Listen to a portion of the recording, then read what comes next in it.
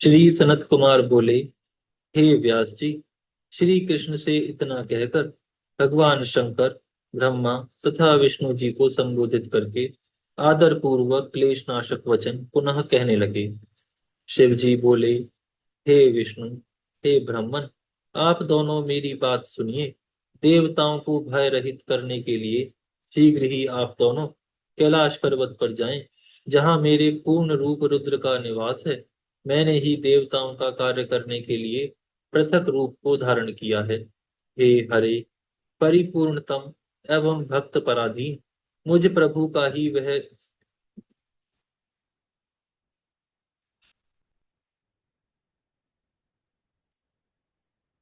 वह रुद्र रूप देवताओं के कार्य के लिए कैलाश पर्वत पर विराजमान है। मुझ में एवं आप में कोई भेद नहीं है। मेरा यह रुद्र रूप आप दोनों का, चराचर जगत का, सभी देवताओं एवं मुनियों का सर्वदा सेव्य है। जो मनुष्य हम दोनों में भेद रखेगा वह नरकगामी होगा, और वह इस लोक में पुत्र पौत्र आदि से रहित होकर नाना प्रकार का कलेश प्राप्त करेगा। ऐसा कहते हुए गौरीपति को बार बार प्रणाम कर श्री कृष्ण, राधा जी तथा गणों के साथ अपने स्थान को चले गए।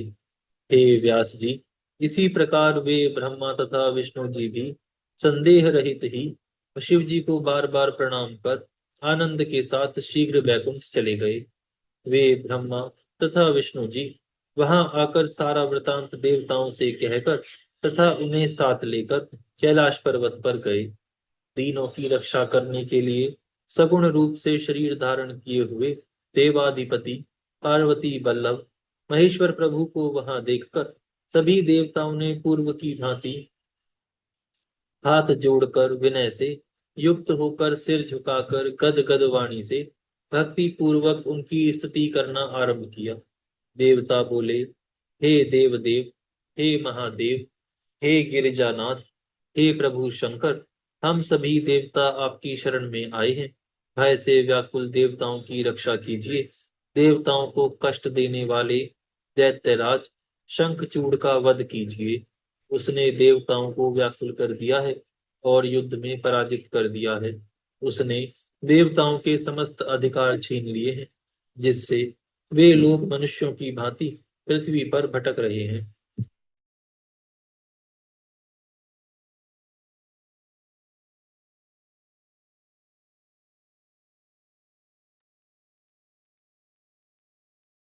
और उसके भय से उनके लिए देवलोक देखना तक दुर्लभ हो गया है। अतः दीनों का उद्धार करने वाले, हे कृपा सिंधु, इस संकट से देवताओं का उद्धार कीजिए और उस दानवेंद्र का वध कर इंद्र को भय से मुक्त कीजिए। देवताओं के इस वचन को सुनकर हंसते हुए भक्त वत्सल भगवान शंकर ने मेघ के समान गंभीर वाणी में कहा। श्री शंकर जी बोले, हे विष्णु, हे ब्राह्मण, हे देवगण, आप लोग अपने स्थान को जाइए। मैं सेना सहित उस शंखचूड़ का वध अवश्य करूंगा, इसमें संदेह नहीं है। श्री सनत कुमार बोले, शंकर जी की इस अमृत तुल्य वाणी को सुनकर सभी देवता दैत्यों को मरा जानकर अत्यंत प्रसन्न हो गए। इसके बाद शंकर जी को प्रणाम कर भगवान विष्णु वैकुंठ लोक एवं ब्रह्म सत्य लोक को चले गए तथा देवगण अपने अपने स्थानों को चले गए। यहाँ पर यह अध्याय पूर्ण होता है। यहाँ से 32वां अध्याय प्रारंभ होता है। इस अध्याय में भगवान शिव के द्वारा शंखचूड़ को समझाने के लिए गंधर्वराज चित्ररथ पुष्पदंत को दूत के रूप में भेजना, शंखचूड़ द्वारा संदेश की अवहेलना और युद्ध करने का अपना निश्चय बताना, पुष्पदंत का वापस आकर सारा वृतांत भगवान शिव से निवेदित करने का वर्णन किया गया है। श्री सनत कुमार बोले, अब दुष्टों के लिए काल स्वरूप तथा सज्जनों के रक्षक महारुद्र ईश्वर ने देवताओं की इच्छा से अपने मन में शंखचूड़ के वध का निश्चय किया और गंधर्वराज चित्ररथ पुष्पदंत को अपना अभिष्ट दूत बनाकर शीघ्र ही प्रसन्नता पूर्वक शंखचूड़ के समीप भेजा। तब सर्वेश्वर की आज्ञा से वह दूत इंद्रदेव की अमरावती पुरी से भी अधिक ऐश्वर्य संपन्न तथा कुबेर जी के भवन से भी उत्कृष्ट भवनों वाले उस दैत्येंद्र के नगर में गया। उसने वहां जाकर 12 दरवाजों से युक्त शंखचूड़ का भवन देखा, जहां प्रत्येक द्वार पर द्वारपाल नियुक्त थे। उनको देखते हुए उस पुष्पदंत ने प्रधान द्वार को देखा और निर्भय हो वहां के द्वारपाल से सारा वृतांत निवेदन किया।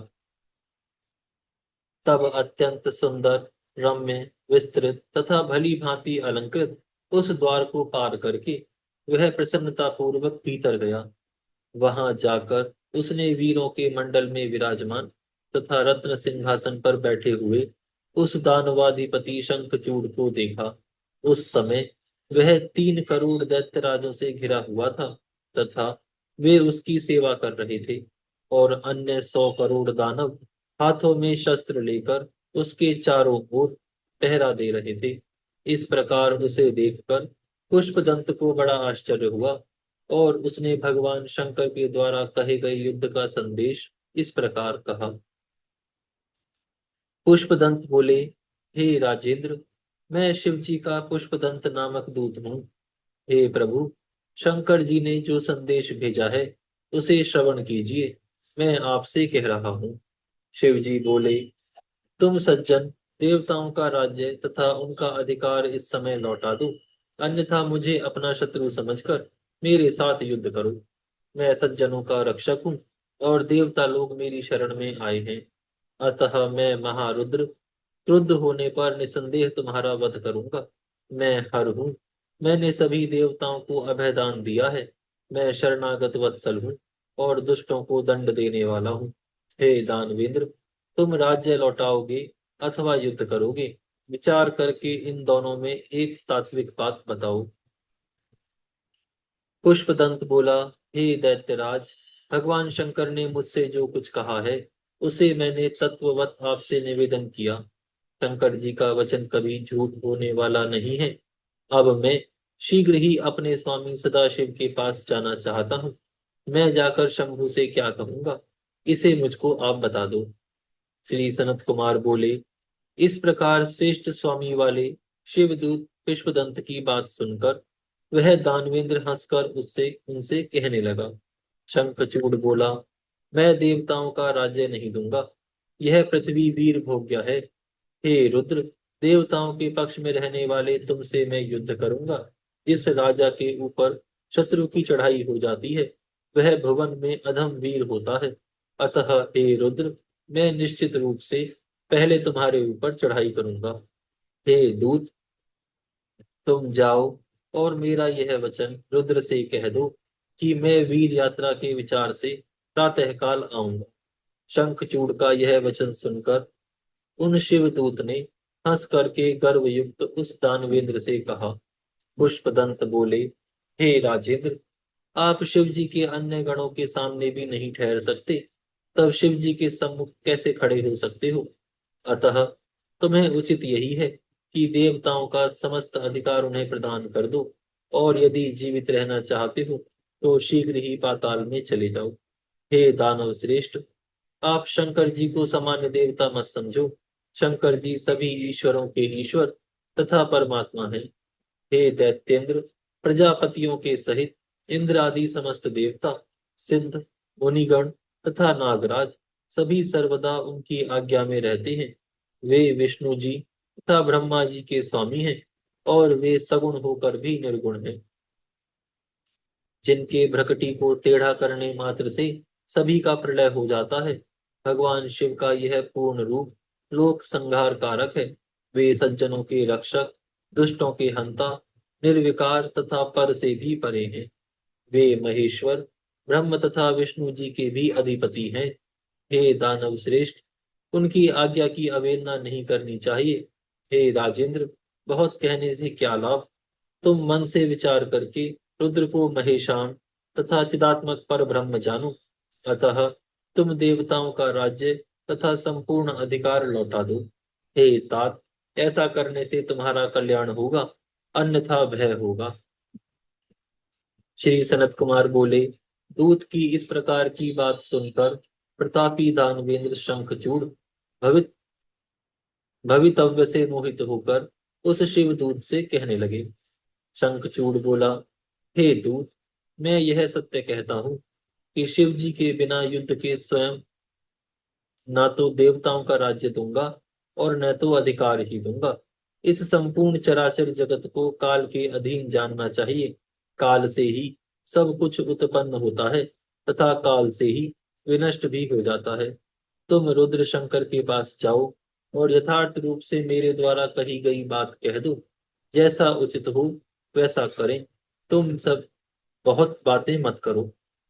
श्री सनत कुमार बोले, हे मुने, इस प्रकार बात करके वह पुष्पदंत नाम का शिवदूत अपने स्वामी के पास चला गया और उसने सारा वृतांत यथार्थ रूप से निवेदित किया।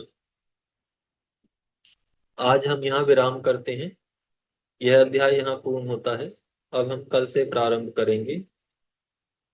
परम पूजनीय श्री गौ माता के श्री चरणों में हम दंडवत प्रणाम करते हैं। उनसे सर्वलोक कल्याण, निरोगी, स्वस्थ और सभी के कल्याण की प्रार्थना करते हैं।